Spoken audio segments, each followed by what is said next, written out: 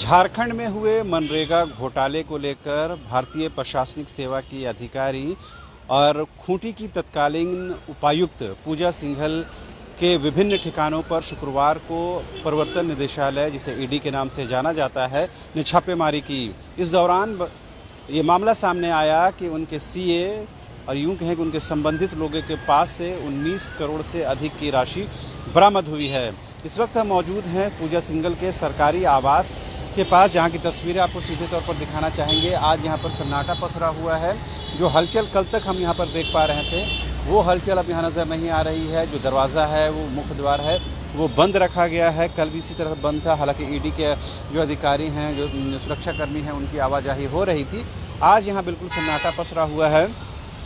और सूचना ये है कि पल्स अस्पताल में जिस तरह से ईडी ने दबिश डाली, उसके बाद आज भी वहाँ पर गहमा गहमी देखने को मिली है।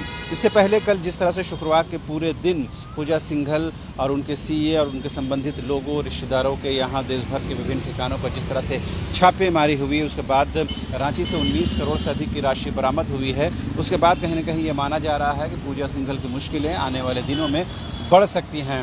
हालांकि अब देखने वाली बात होगी कि जो ईडी है वो क्या कुछ आगे की कार्रवाई करता है, और जो बरामदगी हुई है, जो कागजात मिले हैं, जो फाइल्स, जो संबंधित जानकारी मिली है, उस पर ईडी क्या अद्यतन कार्रवाई करता है, उस पर क्या कुछ आगे एक्शन होता है, क्या कुछ उसकी जद में लोग आते हैं, क्योंकि पूजा सिंघल का नाम सबसे प्रोमिनेंट तौर पर सामने आ रहा है। लिहाजा अब ये देखने वाली बात होगी कि आने वाले दिनों में पूजा सिंघल को लेकर के ईडी क्या कुछ कार्रवाई करता है। लेकिन एक बात तो बिल्कुल स्पष्ट है कि झारखंड में जिस तरह से राजनीतिक उथल पुथल मचा हुआ है, उस बीच में ईडी की इस कार्रवाई को राजनीतिक चश्मे से, राजनीतिक नुक्ते नज़र से भी देखा जा रहा है। और ये माना जा रहा है कि कहीं न कहीं अब ये कार्रवाई राजनीतिक रूप से भी, राजनीतिक चश्मे से भी देखने की कोशिश है। यही वजह है कि जो आरोप प्रत्यारोप है बीजेपी के बीच में या कांग्रेस के साथ, कहीं न कहीं ये आमने सामने की बात हो गई है। आरोप प्रत्यारोप में कहीं न कहीं केंद्रीय जांच एजेंसियों को भी घेरे में लिया जा रहा है, उसे अपने जद में लेने की कोशिश की जा रही है। फिलहाल आज ईडी की कार्रवाई वैसे कुछ नहीं है जिससे ये कहा जाए कि आज दूसरे दिन भी ईडी ने छापेमारी की है, रेड किया है। लेकिन शुक्रवार के पूरे दिन करीबन 13 घंटे से ज़्यादा समय तक ईडी की दबिश रही, जिसके बाद महत्वपूर्ण जो कामयाबी है वो बताई जा रही है ईडी को मिली है। लेकिन इस इनपुट्स के आधार पर, इस जो बरामदगी हुई है, जो कागजात की जो फाइल्स प्राप्त हुए हैं, जो इन्फॉर्मेशन गैदर हुआ है, उसके आधार पर क्या कुछ आगे कार्रवाई ईडी करता है, ये देखने वाली बात होगी। फिलहाल कोई आधिकारिक तौर पर बयान कहीं से भी नहीं आया है, लेकिन मुख्यमंत्री ने कल देर शाम जिस तरह से कहा कि ईडी की इस कार्रवाई को और केंद्रीय जांच एजेंसी की इस कार्रवाई को उन्होंने गीदड़ भपकी तक करार दिया, और ये कहा कि इससे झारखंड की हेमंत सोरेन सरकार डरने वाली नहीं है और खुद मुख्यमंत्री इससे विचलित होने वाले नहीं हैं।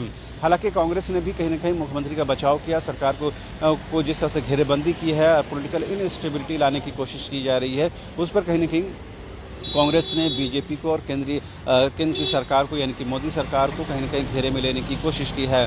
फिलहाल आज के दिन जो राजधानी रांची में है, उस तरह की गहमा गहमी ईडी की नज़र नहीं आ रही है, क्योंकि आज की छापेमारी की खबर नहीं है। खासकर पूजा सिंघल का जो सरकारी आवास है, वहाँ पर बिल्कुल सन्नाटा पसरा हुआ है। हालांकि जो उनके सीए हैं, जिनका आवास हनुमान नगर में है, वहाँ कल जिस तरह से 19 करोड़ से ज़्यादा की बरामदगी हुई, वहाँ पर भी आज कुछ न कुछ जो गतिविधियाँ हैं वो देखने को मिल रही हैं। कल ये बताया गया कि जो उनके सीए थे, उनके भाई को जो ईडी ने डिटेन किया है, वो अपने साथ ले गई है, उनसे इन्फॉर्मेशन गैदर करने की कोशिश कर रही है। अब ये देखने वाली बात होगी कि उससे क्या कुछ इनपुट्स उनको मिलते हैं और उस इनपुट्स के आधार पर क्या कुछ आगे कार्रवाई होती है। लेकिन एक बात तो बिल्कुल स्पष्ट है कि झारखंड में राजनीतिक गतिविधियों के बीच जिस तरह से ईडी ने अपनी दस्तक दी है, अपनी दबिश दी है, उसके बाद झारखंड का जो राजनीतिक पारा है, पॉलिटिकल जो टेम्परेचर है, वो काफ़ी बढ़ गया है। अब देखने वाली बात ये होगी कि इस पर क्या कुछ आगे गतिविधियाँ होती है, या आगे किस तरह झारखंड की जो राजनीति है वह रंग लेती है, आकार लेती है। फिलहाल हमारी ये कोशिश है कि ईडी की कार्रवाई से की बात हो, या फिर झारखंड में जो राजनीतिक गतिविधियां बदल रही हैं, उससे संबंधित तमाम चीज़ों को आप तक सबसे पहले पहुंचाने की हम हर मुमकिन कोशिश करेंगे। फिलहाल मुझे और मेरे कैमरा पर्सन हृदय को दीजिए इजाज़त। नमस्कार।